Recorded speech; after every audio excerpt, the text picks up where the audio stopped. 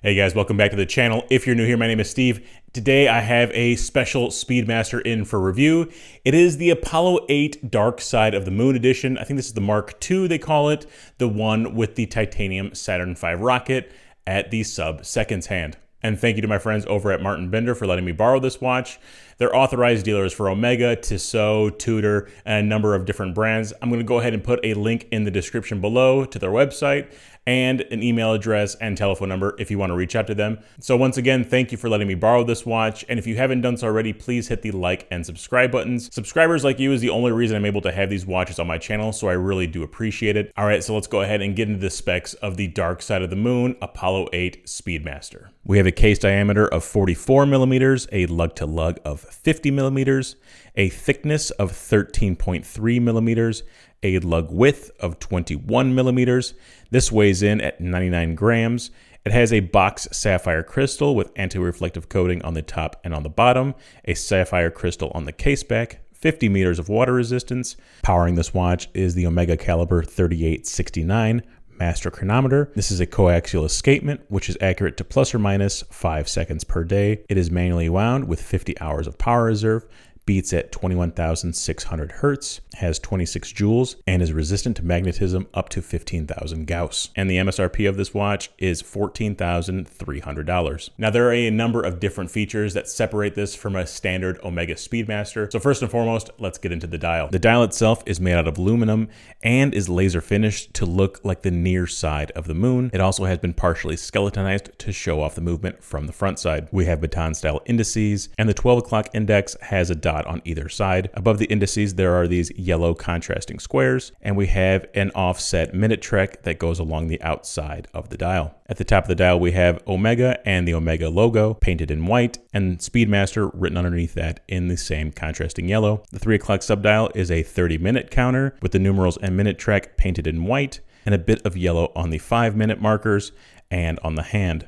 At the 6 o'clock, we have the subdial that designates the elapsed hours with the same white and yellow color scheme. At the 9 o'clock, we have the running seconds hand. The seconds hand itself is a titanium Saturn V rocket that was used during the Apollo 8 mission. The rocket is laser finished, similar to the dial, and takes up to 8 hours to create. The pencil hour and minute hands have been blackened to match the case, and the chronograph hand is in that contrasting yellow color. The blackened ceramic case has a brushed and polished finish with brushing on the top and on the sides, and a polished bevel along those lyre lugs. Now, in terms of material, ceramic is more scratch resistant and lighter than stainless steel, but it's also more brittle. So keep that in mind when you're deciding if the Apollo 8 is the right watch for you. The push-pull crown and pushers are also in a high polished ceramic.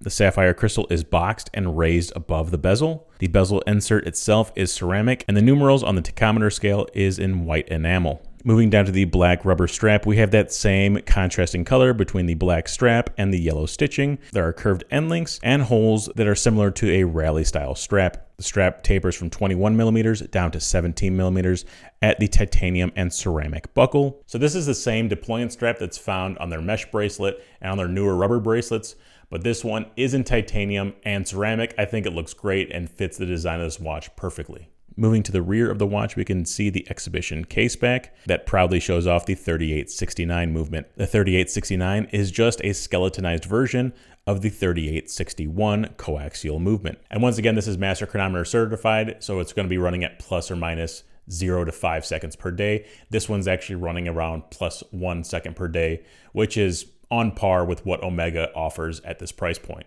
And on top of that, the movement is laser finished to look like the dark side of the moon. So on the back of the watch, you have the dark side of the moon. On the front of the watch, you have the near side of the moon. That small attention to detail really makes this watch feel special. This watch comes with super luminova on the hands and on the indices. And while not the brightest, I think for a chronograph, it does get the job done. However, I wish the tachometer scale was also lumed as well. All right, so now that we got the features out of the way, let's go ahead and look into the pros and cons of this watch before I give you guys my final thoughts.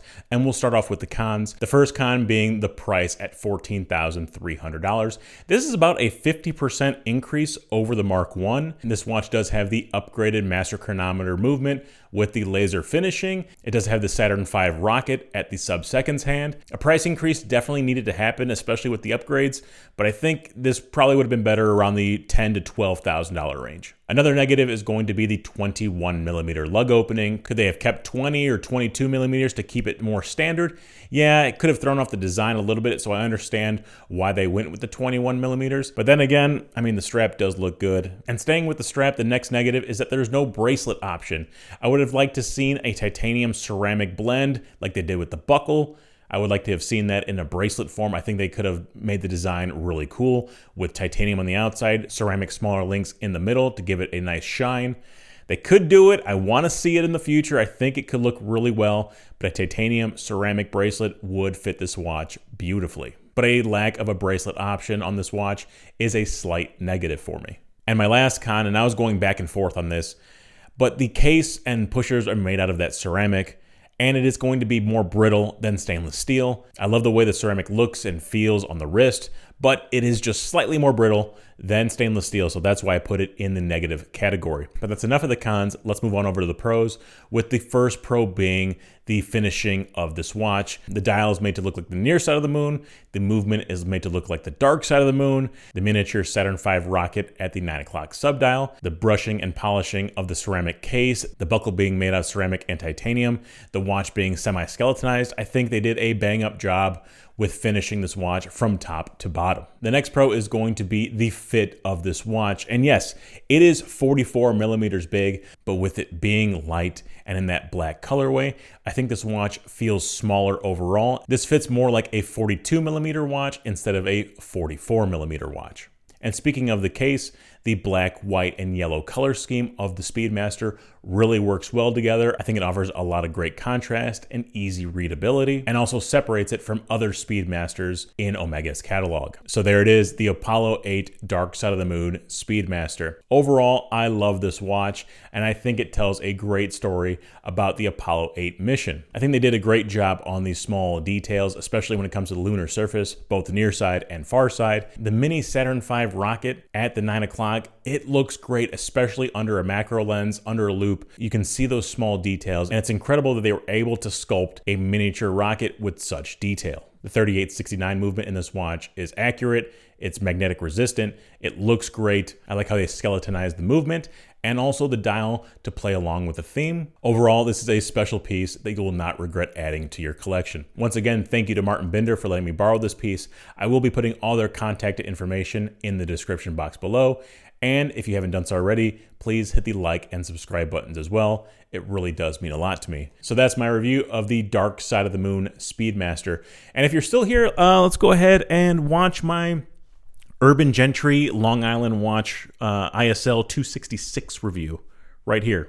Just go ahead and click that, and you'll see another fantastically designed watch. Go ahead, click right there. Just go ahead and click it. Click it. Click it now. Do it now.